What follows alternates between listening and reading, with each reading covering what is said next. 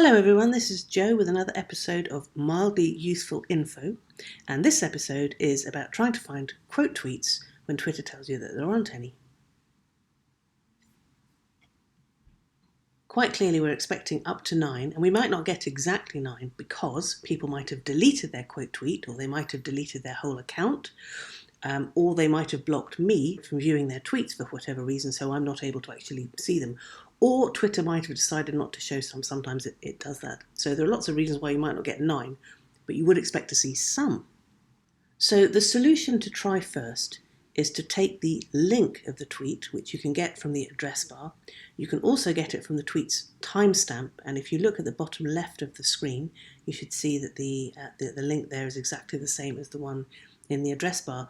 I can't actually point to it because the minute I take my mouse cursor away from the link, it no longer shows it, but they are the same thing, so you can get them from either place.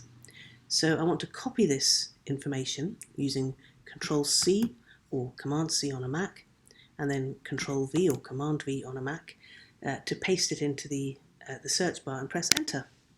Let's see what happens. Oh, nothing at all. That wasn't very successful. So the first thing I would then try and do is to get rid of this HTTP business and see if that makes a difference. No.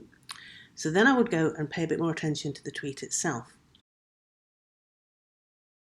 Then I might notice that it's actually from 2017. It's not a recent one. So in 2017, all links on Twitter were either t.co or twitter.com or some variation of that. They were not x.com. And if you notice here, this is x.com. So ideally, x.com should point to twitter.com. It doesn't, so you have to do it manually. So if I copy this again, paste it in here, and then go back to the beginning and get rid of x.com and replace it with twitter.com, then it will probably work, and it does.